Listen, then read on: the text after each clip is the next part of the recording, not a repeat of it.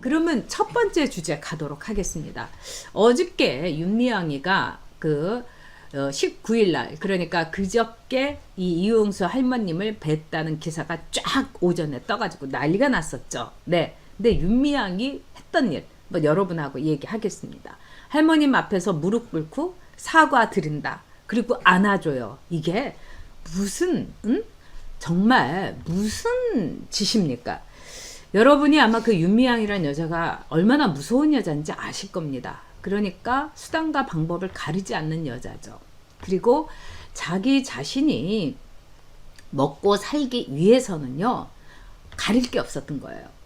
그러니까 어저께 그 할머님을 이제 19일날 밤에 그 할머님을 계속 이제 쫓아갔다는 거 아닙니까? 사람 풀어가지고 어디 계신지 그거 추적하고 이래가지고 무슨 할머님이 계신 숙소에를 찾아가가지고 그냥 들이닥친 겁니다. 그러니까 할머님께서 왜들 이러냐 이러셨다는 거예요. 그랬더니 윤미향이 무릎을 꿇고 사과 드린다고 하면서 뭐 찔찔 짜고 난리가 났다는 거예요. 그러니까 어쨌든 30년을 봐왔는데 이 이용수 할머니께서 마음이 서글퍼지셨겠죠. 너나 나나 어쩌다가 이렇게 됐나 이런 심정이 있었을 겁니다. 근데 윤미향이 거기서 막 눈물을 흘리더니 할머님 보고 한번 안아달라고. 야, 진짜 이거 무서운 여자 아닙니까? 그리고 이게 무슨 남녀관계도 아닌데 이 윤미향이라는 여자가 남자들한테는 어떻게 했을지 제가 보니까 딱 감이 잡혀요. 아니, 제가 여러분한테도 말씀드렸잖아요. 그냥 남자라면 그 앞에서 굉장히 생글생글있고 이쁜 척 귀여운 척 막 하더라고. 그래서 제가 이렇게 딱 보면서 저거 뭐래? 이상하잖아 이랬는데 아주 그 수법하고 똑같은 거예요. 그러니까 할머님이 이렇게 또 안아달라니까 이 할머님들은 안아주시고 이러니까 막 울고, 그러니까 너나 나나 진짜 짠하다 이런 심정이 있었을 겁니다. 그러니까 윤미향은 거기에서 할머님이 안아주시니까 이걸로 됐다 하고 이제 대충 10분 만에 나왔을 겁니다. 근데 할머님이 끝까지 용서 같은 건 있을 수 없다. 그리고 25일 날, 5월 25일 날 내가 기자회견을 하는데 배신자인 너도 와라. 이렇게 이제 일가를 하셨습니다. 역시 할머님 대단한 할머님이십니다. 진짜 할머님이 대단하세요. 왜 대단하냐? 이번에 보면은요. 할머님에 대해서 엄청나게 공격을 한 좌파 진영들의 공격이 이루 말할 수가 없었습니다. 예를 들자면 더불어시민당의 대표를 했던 우희종이라는 사람이 뭐라고 했느냐면은 이거는 친일파들이 준동을 하기 위해서 할머니를 꼬드긴 거다. 이렇게 얘기를 했어요. 우희종이라고 왜 이상한 교수 있잖아요. 그 다음에 전우영이라고 맨날 자칭 역사학자라고 하면서 이 사람 어디서 논문은 안 쓰고 어디서 왜 길거리 만주 역사학자 같은 가짜 역사 같은 전우용이라는 사람이 있는데 이 사람은 뭐라고 얘기했느냐. 이 할머니들은 이 친일파들이 이 판을 얻기 위한 세력에 의해서 일종의 조종당할 거다. 그러면서 친일파들의 준동이다. 이렇게 얘기했어요. 그러니까 이용수 할머니도 친일파다. 이렇게 한 사람이 우희종이라는 그 교수, 더불어시민당 대표였던, 그 다음에 전우종이라는 그 엉터리 사학자, 이렇게 할머님을 공격을 했어요. 또 거기다가 김두일이라고 그 윤미향이 남편이 이 내세운 사람은 돈 때문에 이 할머니가 그런 거다. 이렇게 공격을 했어요. 이 할머님이야말로 어떻게 보면은 일본 정부에서 이 준 돈을 끝까지 안 받았던 사람 아니겠습니까? 할머님 중에 4분의 3 되시는 한 30 몇 명의 할머님은 그 돈을 받으셨어요. 또 이거는 우리가 그 할머님들을 요만큼도 비난할 일이 아닙니다.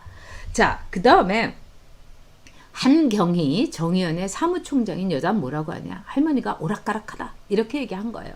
그리고 변영주 감독은 노인이라서 좀 기억이 명확하지가 않다. 이렇게 얘기했고요. 그 다음에 이 김갑수라고 정말 저도 너무 싫어하는 사람인데 이 사람은 아주 이중인격자죠. 근데 이 김갑수라는 사람이 뭐라고 했느냐. 노인이라서 뭐 치매가 될 수도 있고 뭐 경증 치매다.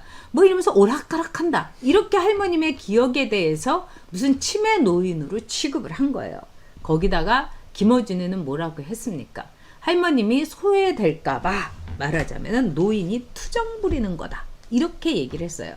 얼마나 나쁜 사람들입니까? 그러면 윤미향이는 왜 치매 걸린 기억이 오락가락한 그리고 돈을 그렇게 좋아하고 그 다음에 돈 때문에 그리고 일본의 친일파에 이 조종을 받는 할머니 앞에서 무릎을 꿇고 왜 사과한다고 했습니까?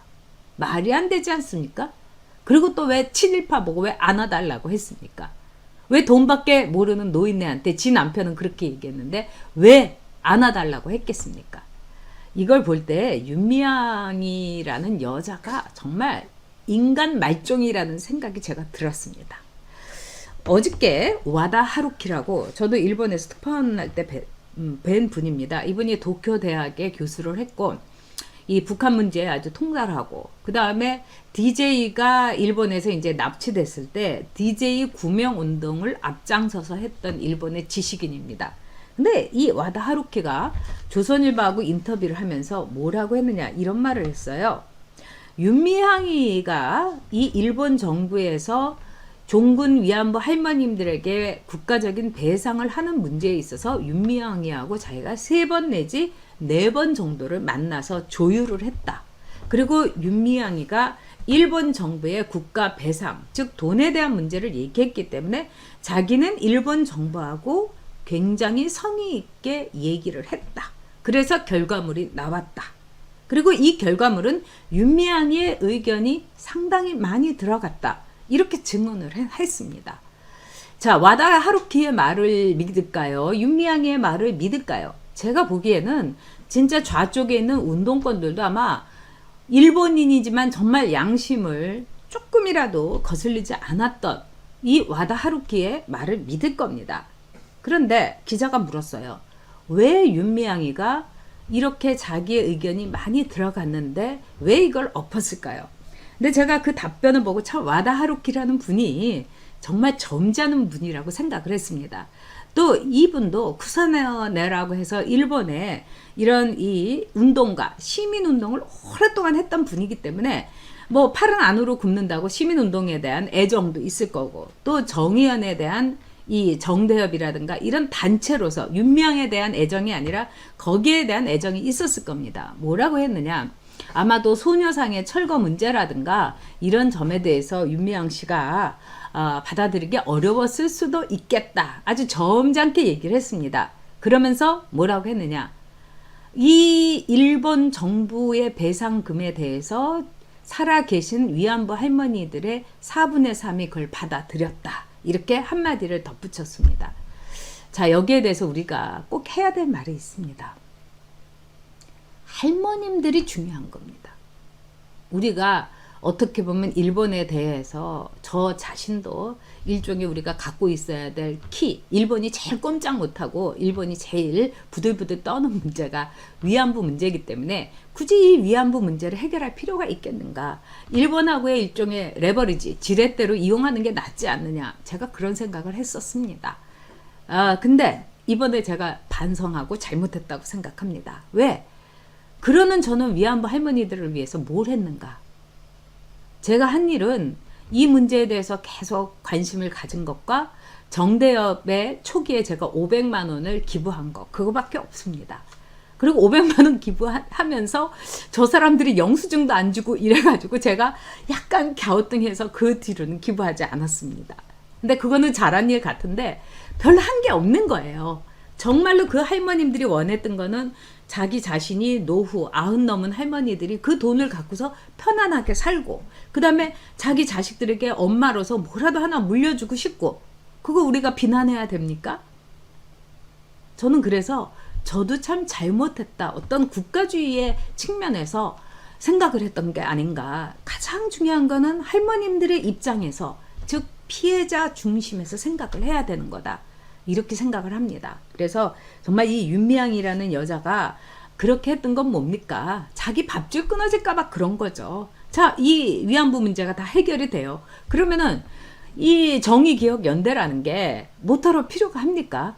해결이 됐는데. 그런 점에서 정신대 대책협의회를 정의기억연대로 이름을 바꾼 것부터도 이 단체를 두고두고 해갖고 여기서 내가 먹고 살기로 생각을 해서 이름도 전 바꾼 거라고 생각을 합니다.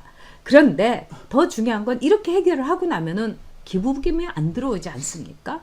더 돈을 모을 수도 없고 자기가 갖고 있는 4개의 개인 계좌로 돈을 모을 수가 없고 우리 딸 피아노 미국 유학은 어떻게 하지?